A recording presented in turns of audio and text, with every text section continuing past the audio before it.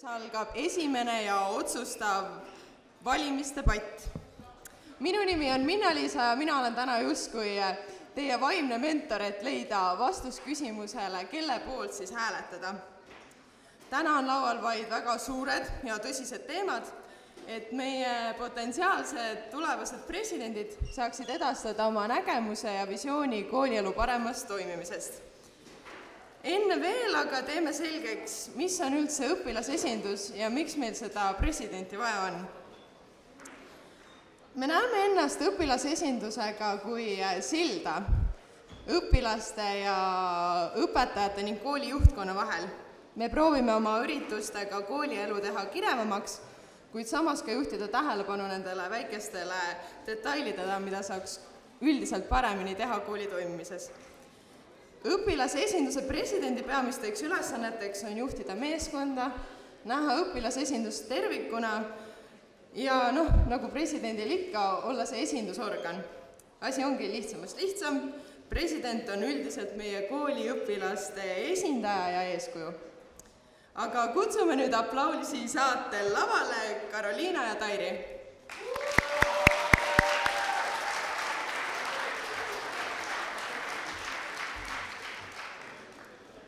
Alustuseks anname me mõlemale kandidaadile sõna, et nad saaksid ennast kooliperele tutvustada.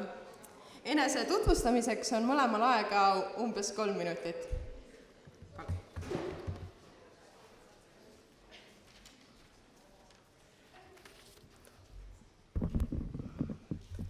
Tere armas koolipere! Ma olen Karoliina Konno ja ma soovin saada õpilasesinduse järgmiseks presidendiks. Ma olen aktiivne, abivalmis ja hea suhtleja. Ma ei karda väljakutseid ja näen, et takistused on ületamiseks, mitte seisma jäämiseks. Ma ei anna alla. Kui midagi ette võtan, viin sellega lõpuni ja annan alati endast 100%. William Hazlitt on öelnud, mida rohkem me teeme, seda rohkem me suudame. Hetkel tegelen õpilasesindusega, kus on mu roll raamatupidaja ja esindan ka õpilasi hoolekogus. Samuti tegelen palju spordiga, täpsemalt murdmaasuusatamisega. Sport on andnud mulle hea distsipliini, ajaplaneerimisoskuse kui ka võime teha koostööd paljude erinevate inimestega. Olen õpilasesindus 2 aastat, aga see ei tähenda, et mul oleks vähe kogemust. Mul on kogemus selle kooli õpilasesindusega ning see annab mulle võimaluse luua värskem ja teistsugusem nägu ja mitte elendada kedagi teist. Juhina oleksin sihikindel ja kuulaksin teisi. Ma tunnistaksin oma vigu ja ei kardaks tagasisidet nii head kui ka halba. Lahendaksin otsuseid ja võtaksin vastutust. Parema tulemuse nimel teeksin koostööd kooli meedia, juhtkonna kui ka teiste koolide õpilasesindustega. Tahan saada õpilasesinduse presidendiks, et panustada koolielu veelgi rohkem, et leida lahendus igapäevaelu probleemidele ja korraldada ainulaadseid üritusi. Ma looksin üritusi, et erinevate valdkondade inimesed saaksid tunda ennast hästi. Rohkem panustaksin ma spordile, sest tunnetan, et see valdkond jääb tahapoole. Luues siis jalgpallivõistluse või kutsudes rääkima mõne tippsportlase.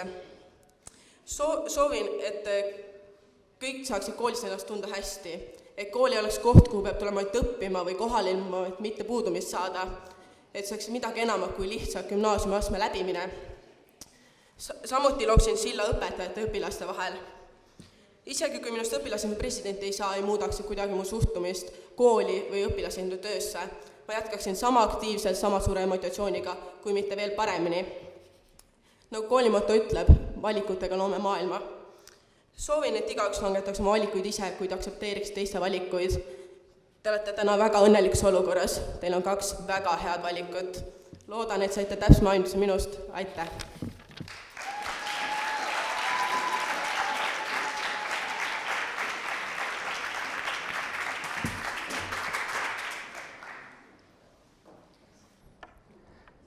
Austatud õpilased, õpetajad ja koolipere.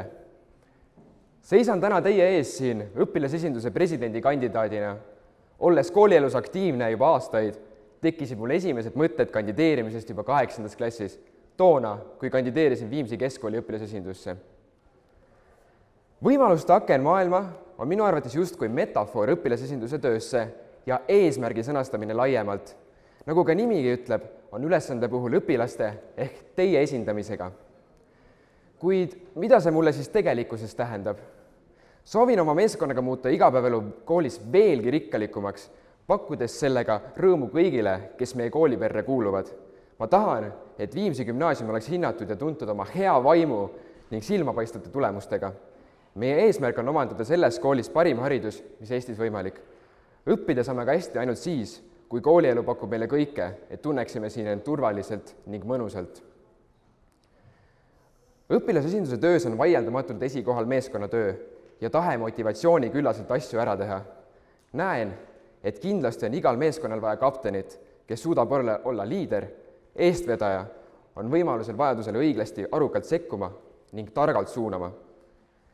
Mina tunnen, et mul on selleks vajalikud eeldused ja isikuomadused. Meeskonna motiveerimis ja oskus sisestada hei, teeme ära, on minu arvates väga-väga olulisel kohal, sest nii tuleb soovitud tulemus. Meeskonnade tunnetus ja selle oskuslik edasiarendamine on ilmselt kõige põnevam osa selle juures. Liidri roll on meeskond edasi viia ja vajadusel ka võtta vastutus. Meie tiimile on seni väga suureks toeks olnud mentoriks huvijuht Merike Hindreus, kes on seni olnud meie kõrval nii heas kui halvas. Tänan Merikest senise toetuse eest ja loodan temale edaspidigi. Õpetajatele südamerõustuseks annan valimislubaduse, et panustan tunnis 100% ehk maksimaalselt. Pean ju presidendina olema eeskujuks ka õpitöös. Õpilastele aga aastaringselt erinevaid kultuuri- ja spordisündmusi. Õpilasesindusele on tulemas filmiõhtu, luuleõhtu, vabalava, spordivõistlus ja palju muud. Samuti olulisel kohal on minu jaoks tugev koostöö koolimeedia Hüpernoolega ja valla esindusorganitega. Luban, et olen kõigi jaoks alati olemas. Kui mure või idee tekib, tegutseme koos. Kallis õpilasesindus, sõbrad ja õpetajad.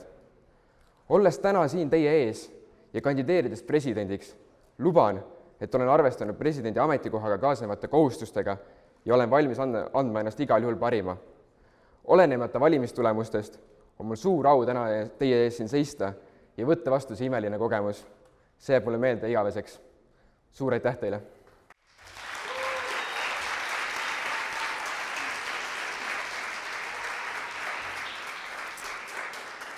Kätte on jõudnud aga aeg debati magusaimaks osaks. Ja see on ei miski muu kui küsimused. Teame nüüd hästi, miks just teie oleksite parimateks presidentideks meie koolis. Kuid räägime äkki üldisemalt koolielust ja haridusest. Meie kooli motoks on valikutega loome maailma, aga mida tähendab see lause teie jaoks laiemas pildis? Minu jaoks tähendab see eelkõige seda, et igaüks teeb oma valikuid. Tal on valikute võimalus, aga samas kui valiku võtab endale, ta jätkab sellega, ta anna kohe alla. Ja samuti, et kõik meie ümber ka aktsepteerivad, et teistel on teistsugused valikud ja kõigi valikud ei pruugi ühtida meie valikutega. Et üksteise aktsepteerimine on samas, et erinevad valikuid ja kõikide erinevad küljed loovad maailma. Valikutega loome maailma on siis selle kooli nii-öelda moto ja minu arust ongi see kool on võimaldanud meile väga-väga palju võimalusi ja katsetada ja olekski pärast gümnaasiumit vähemalt kurss või teada, kuhu sa soovid edasi minna. Minu arust on just see valikutega loome maailma selle ideeks. Nüüd aga üks hüpoteetiline küsimus. Kui sul oleks kogu võim, et luua üks parim võimalik kool, siis milline see kool oleks? Mis on see, mis teeb ühest koolist parima kooli? Parim kool on nii-öelda tegelikult ju suhteline termin, sest igaühel on erinevad soovid ja vajadused. Küll aga ei lähtuksin ilmselt siis inimestest ja õpilastest ja jälgiksin nende soove. Minu jaoks on ka parim kool, siis eelkõige see, et inimestel on valikud, aga samas me liigume ühtse eesmärgi nimel, et gümnaasiumi puhul on see gümnaasiumi lõpetamine ja ma lahendaks probleemid, kui kukuks mingi osa välja, ma leiaks, kus on probleemi tuum ja ma üritaks seda lahendada ja samuti ütles ka õpetajatele, teeks õpetajatega koostööd ja leiaks õpetajate õpilaste vahelise tasakaalu, et kõik on võrdsed, et keegi ei ole üle ja kellestki. Õpilasesindus ootab alati enda juurde kõikide õpilaste poolseid ettepanekuid, kuidas koolielu paremaks teha. Millistele murekohtadele kooli toimises sooviksite teie, olles president, tähelepanu suunata? Ka kindlasti on vana hea probleem meil see söökla järjekord. sellele tuleks rõhku panna ja samuti ka tõesti see 50% süsteem, et võiks tõesti anda õpilastele võimaluse, teise võimaluse nii-öelda. Ma nõustun Kairiga ja lisaks seda, et annaks võimaluse, et positiivset hinnet on ühe korra võimalik parandada, sest on olemas halbi päevi ja iga päev ei ole vennad. Ehk me ei saa ühe tulemuse põhjal eeldada, et see on nüüd halb ja hinne läheb halvemaks. Et annaks võimaluse positiivset hinnet on ühe korra võimalus parandada.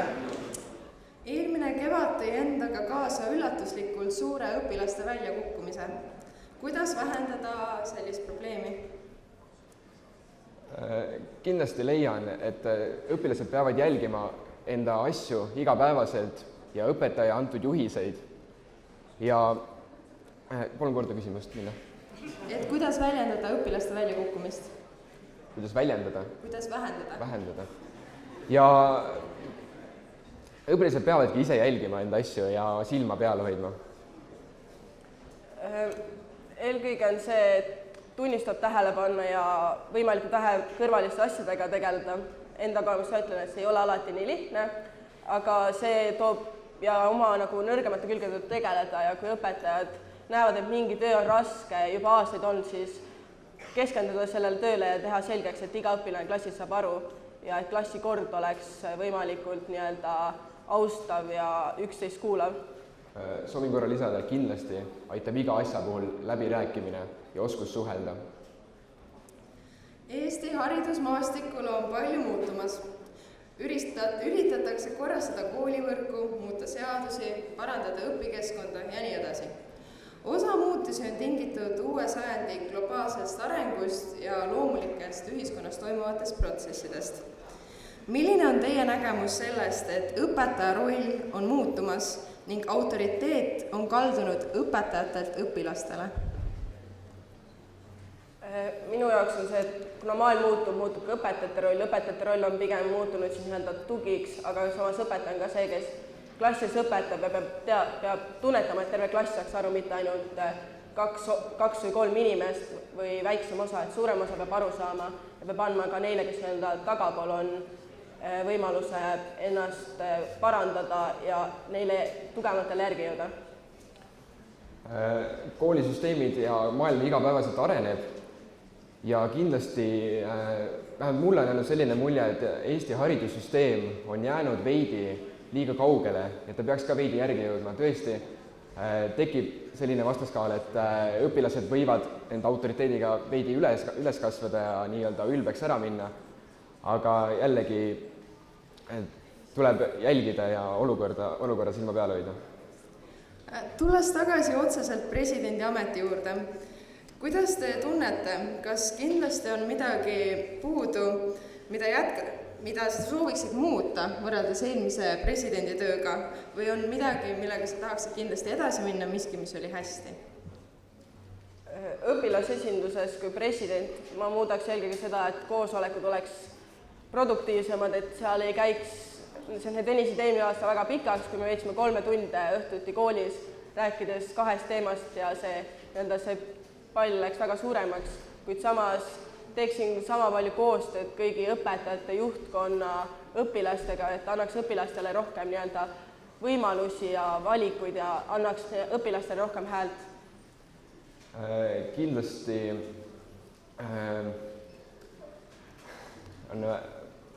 vabandust, kui 3 korda küsimust. Kas on midagi, mida sa tahaksid kindlasti muuta või jätkata?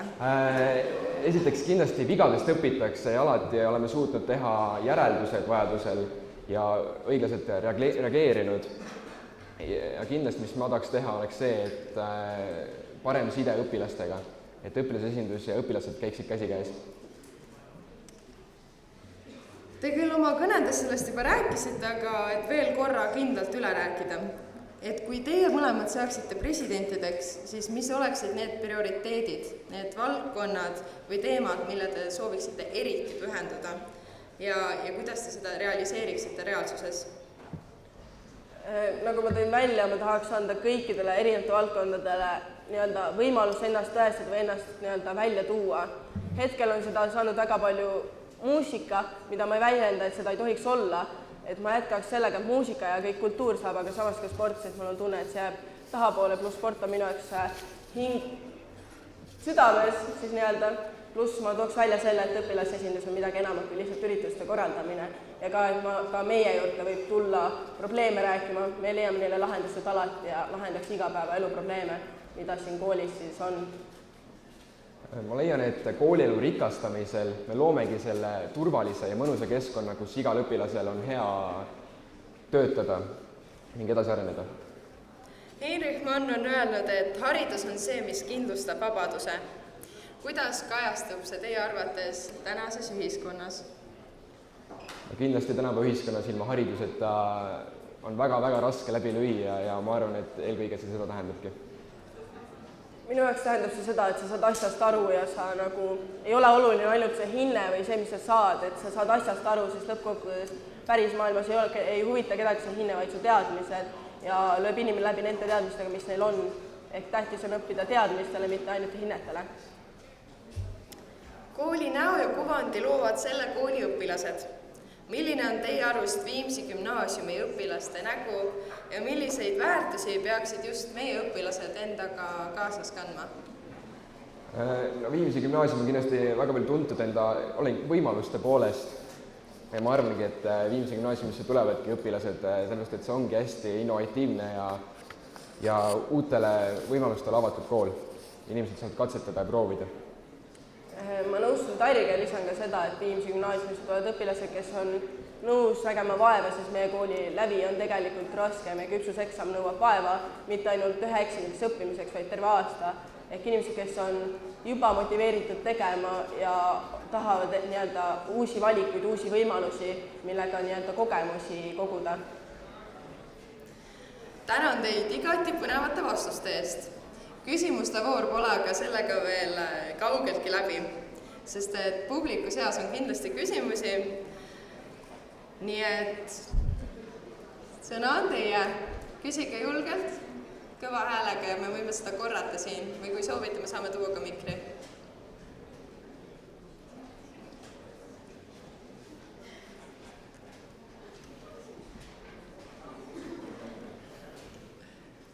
Kus on julged küsimused, mida massiliselt peaks olema?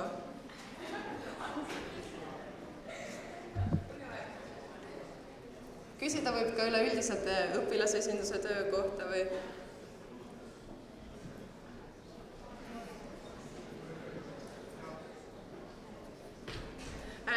Meie kooli õpilaste nägu siis vist ei ole uudishimulik küsimuste küsimine. See vist siis ei kajastu selles. Igatahes me ootame üleüldiselt teie küsimusi ja alati vastame meeleldi, kui te soovite meile kirjutada või tulla sinna, kus Merikese kabinet on. Aga sellega me saame siis lõpetada tegelikult debati. Järgmise vahetunni alguses kell 14.35 avaneb stuudiumi keskkonnas küsimustike allhääletus, kus iga koolipere liige saab anda oma hääle. Hääletamine lõpeb homme, 1. novembril kell 16.00. Ma panen teile kõigile päriselt südamele, et hääletamine on imekerge ja see on kõige lihtsam viis teile, kuidas anda oma panus koolielu paremaks toimimiseks. Nüüd annan veel korra sõna mõlemale kandidaadile, et nad saaksid ise lõpetuseks midagi öelda. Kas meil tekkis küsimus? I have one question for both of you. Why did the other candidates make you president? Tair oleks hea president, sest ta on väga sihikindel, tal on see nii-öelda kogemus ja ta viib asja lõpuni, et ta ei jäta midagi pooleli ja üleüldse ta on väga aktiivne, mida nagu väljendab tema nii-öelda tegemistes ja kõiges üldse, mida ta teeb. Karoliina on väga-väga samuti aktiivne ja seda näitab seda, et esindab meid hoolekogus ja veel väga palju muudes kohtades ja ka samuti kaasa löönud koolielu parandamises juba esimesest klassist saadik. Kas on tekkinud veel mõni julge küsija? Ei ole. Ei ole. Üks lause siis veel, enda viimane hüüdlause lõppu. miks just sina? Et miks just mina? Just sina? See annab lihtsalt väga hea kogemuse juba gümnaasiumis midagi juhtida. Ja see on unistus olnud juba väga-väga ammustest ajast saadik. Ma nõustun täiesti Taliga ja lisaks ka seda, et see on lihtsalt mingi asi, millega ma tean, et ma tuleks toime. Et ma nagu teeks, ma näeks vaeva, isegi kui mul on palju asju, siis ma leian selle võimaluse, et mul ei sega kuidagi trenn või mingi muu asi, et kõik on nii-öelda aja planeerimine ja see, ja see on väga tahaks. Suur aitäh teile! Suur aitäh! Ilusat koolipäeva ja sellega kuulutame debati lõppenuks. Edu hääletamisel!